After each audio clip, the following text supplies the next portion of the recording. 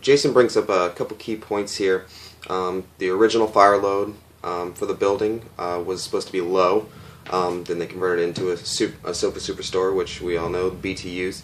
How they, you're going to need more GPMs for BTUs, and they weren't expecting to come across a non-sprinklered commercial building with such a high fire load.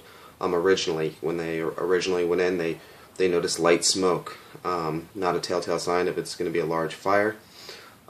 Also, more detailed pre-plan notification.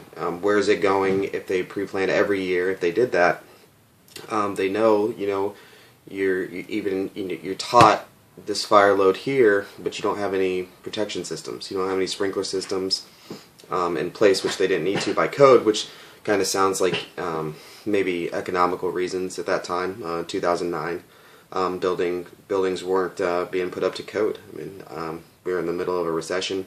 That could play a specific part of it.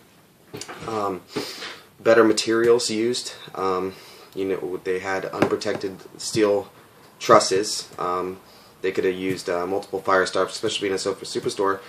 The considerable amount of occupancy as far as people coming in and out of the structure is going to vary a little bit. If you are a retail store that sells grocery goods, you're going to have a considerable more amount of number of people entering and leaving your structure. As far as a super SOFA store, I can't imagine their occupancy being as heavy as, like, say, a Publix or any other commercial business that sells groceries. So I don't know if that weighed a factor in why they didn't plan better with their fire stops and their fire protection. Larger attack lines being used right away as soon as they encountered and they couldn't close the door between the loading docks. Traffic aids, the sheriff's office or PD or whoever can come should, you look at it and, have them cordon off specific areas, so bystanders or people watching. I mean, if you find a video on YouTube, you're not doing a good enough job with, cordoning off people back far enough. And just the lay person not knowing what's going on, they could be detrimental to your operation. Exterior attack, I do know that the business was open.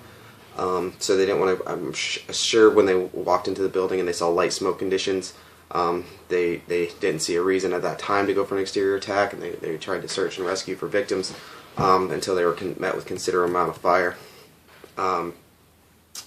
And pre-plans. Again, it always goes back to pre-plans. They do their pre-plans every year.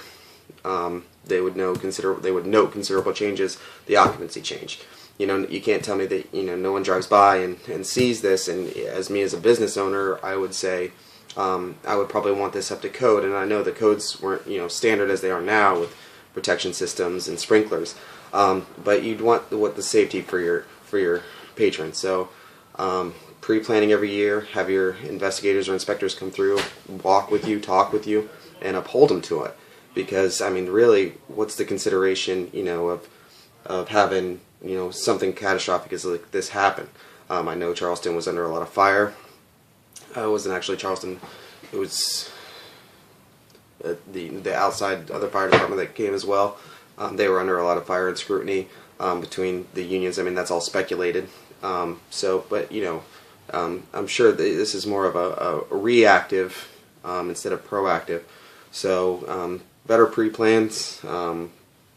Reconsider of the tactics, maybe within the department. Large commercial fires, have a high-rise pack with you. You have FDCs available to you, along with standpipes. So maybe reconsidering your tactics with your hose lines coming off your truck, considering there wasn't enough of reach for the hose, and larger attack lines with traffic aids. But Jason brings up a lot of good key points, and I look forward to it.